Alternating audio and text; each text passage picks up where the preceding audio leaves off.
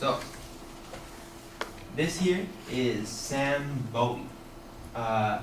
Some of you may already know who he is, and if you do, you probably know who I'm going to be speaking about today. He's frequently talked about alongside one other athlete. As you can see here, he played for the Portland Trail Blazers. In 1984, he was the first round's second pick, right ahead of another athlete. He's going to be the one I'm going to be talking about today. That is Michael Jordan. So as an avid fan of basketball myself, I know who Michael Jordan is. His name frequently comes up when speaking about one of the greatest basketball players of all time, as well as one of the most successful athletes, and is by no means unfamiliar. My goal today is to highlight the success of Michael Jordan's career, as well as illustrate what makes him one of the greatest of all time. Now, just from being a part of the class, I know that some of us are fans of basketball, Kirkham himself. That be NBA for like Lakers, OKC, or a college basketball that you may follow. I know March Madness is going on right now, and a lot of people have put a lot of time in following that. So, Michael Jordan began his career in 1984 after being drafted from North Carolina.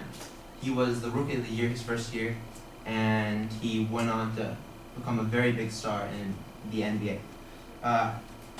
Today I'm going to be speaking about a few of the things that made him the greatest, the fact that he was undefeated in his appearances in the NBA Finals, that he bettered his team and the way he revolutionized basketball.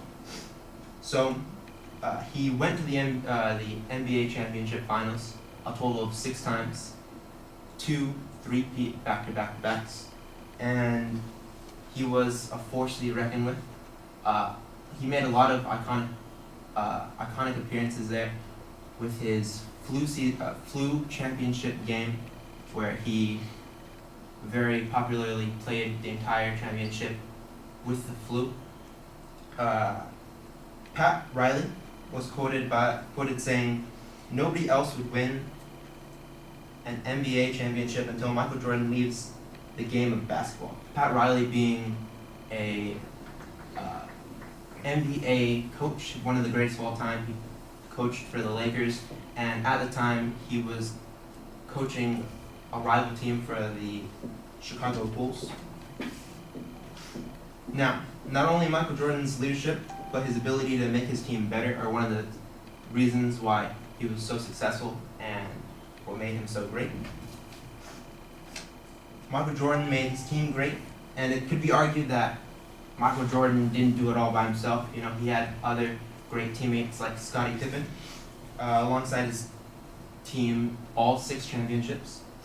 But when one has to collaborate with a couple great players to help him out in winning a title in the NBA, it raises a lot of eyebrows. That's true for a lot of athletes today, such as LeBron James or Kevin Durant. Kevin Durant famously joined Golden State Warriors after losing to the Golden State Warriors in the NBA championships, and he played Golden State Warriors, known for being a very big powerhouse team. They have a lot of great players such as Stephen Curry, who Kevin Durant joined, and they're going to go on, probably sweep again this year. LeBron James famously played alongside Dwayne Wade, Chris Bosh, Kevin Love, and Kyrie Irving, not all at the same time, but those are all teammates that he played with that were already big players that a lot of people think that he used to try to make his way to the NBA championships. When looking for graphs, I found 2 very key ones that compared Michael Jordan to LeBron James. Right here we have the number of seasons in the league the player played and the cumulative points. So here in the blue we have LeBron James, and in the red we have Michael Jordan. Just comparing the 2 athletes, Michael Jordan being the athlete I'm talking about today, and LeBron James being an athlete today that a lot of people compare Michael Jordan to. As you can see, Michael Jordan had, at the time of this, higher career high, down to the 14th, it looks like, season. And LeBron James, the athlete that's still playing today, still going to rise. I think LeBron James recently passed Michael Jordan in all-time points in the NBA. And then for this next slide are the points per game each season by age. So as the athletes here, LeBron James and Michael Jordan, got older, we can see the average points per game. Right here in the blue again is LeBron James, who started kind of right above 20 points averaging when he first joined. And Michael Jordan right here, who was at 22 almost hitting 30-point averages each game. Michael Jordan took a big spike and stayed above LeBron James for many of his years. Here we have 2 other times that he joined the NBA after some breaks that he took.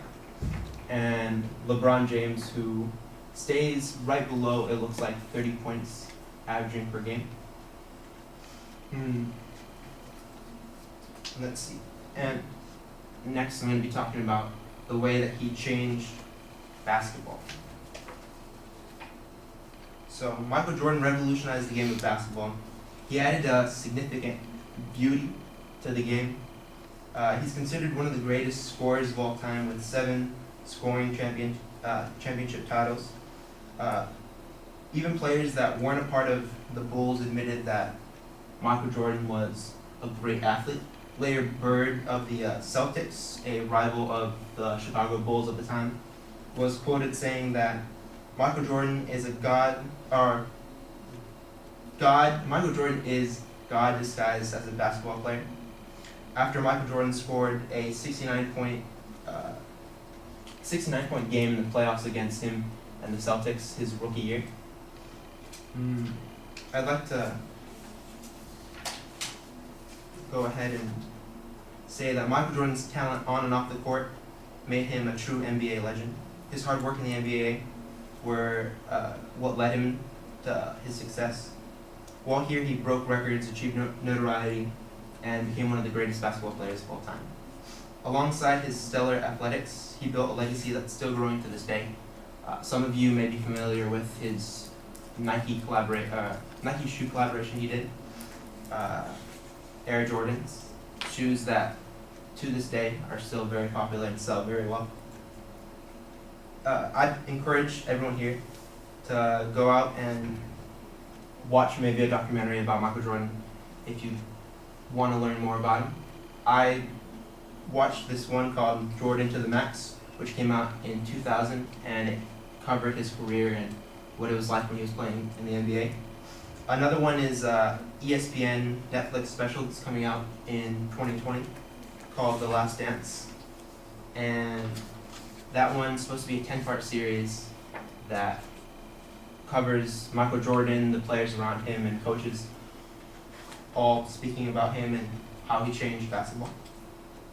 I'd like to conclude by noting that the NBA has retired 6 teams in the NBA have retired the number 23, which was Michael Jordan's number, out of respect for him and to note the ways, or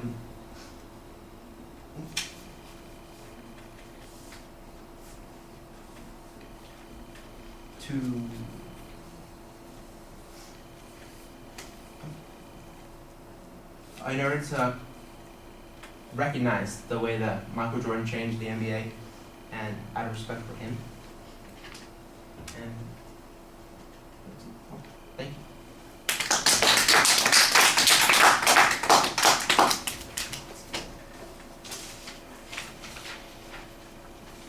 The applause sounds so quiet at 10 people. Yeah, it's not quite as enthusiastic, but we're doing okay. We're doing okay.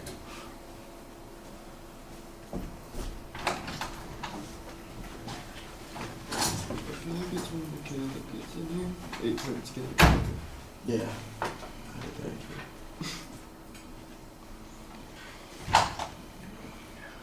All right, Liz, we plugged you into this spot. What have you got to say?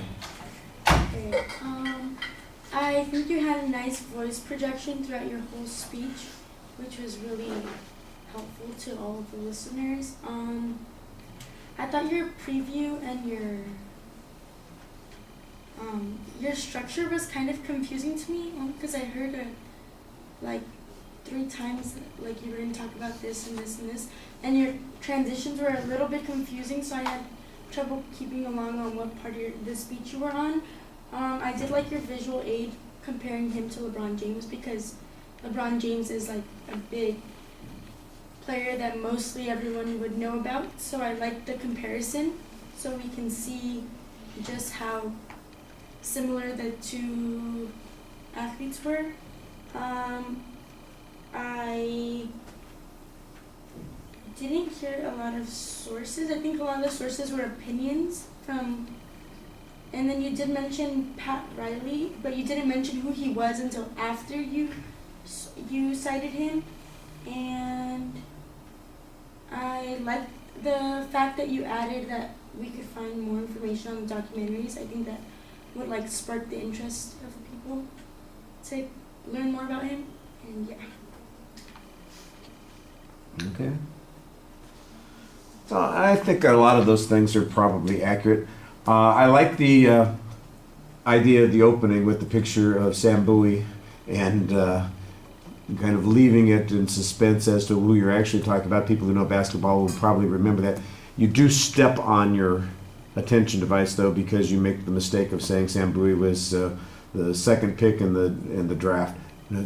The whole point of it is that he was the first pick and that somebody passed on Jordan to take Sam Bowie. And that's why that works. And when you said it, you kind of said it incorrectly. I think that's just the way you accidentally said it. I know that you had it the right way in your head and in your notes. Didn't come out that way though when you said it. So when you watch your speech back, notice how you kind of Stumbled on that. yeah, you probably just needed to be practiced a little bit more so that you didn't make that mistake. You had a clear statement of what your goal was. There was also a solid preview of the supporting material that's pretty basic and structured. In the presentation, though, I do kind of agree with Liz a little bit that the transitions were not always smooth. I mean, I could usually tell what section of material that you were in, but it would be one of those things that would be easy to highlight with the visuals that you're doing and a transition statement that says, so here's the second thing that we were talking about, just a little bit extra there that would solidify that. I didn't get lost, but I think casual listeners could easily get lost, and you want to make sure that even the lazy people who are listening poorly are pulled along by your presentation. You do quote Pat Riley, and that's perfectly fine. There's a lot of other information that you do need to cite, though, as well. Nobody's going to doubt that your statistical information is probably accurate. Although you did say one thing that I know is not accurate. You meant, his lifetime, that LeBron's finally passed the lifetime scoring record of Jordan, but he has not passed the lifetime scoring record of all players. That's kind of was the implication of one thing that you said. If he gets there, I'll let you know. But he still has 7,000 points more to get there. So it's a ways down the road. A few more good years with the Lakers. Yeah. Well, let's see if he has a good year with the Lakers. At the moment, I didn't notice if you had the last year of his scoring average in the chart, because it seemed to me like I don't remember he had a very good season this year. So I'm not sure that his scoring average is going to be as high. But did you, just as a question, did you put together the two graphs yourself? Yeah. Yeah, because I thought you did they looked really good. I thought that they illustrated the point that you were talking about when we were making the comparison between Jordan and LeBron. We can see the paths that are going on there very effectively. You use the color really well. I really like that. I thought that you put in some effort there. So I tried to bump you up a point or two for that effort, because it really looked like you had done something particular for the point that you were trying to make.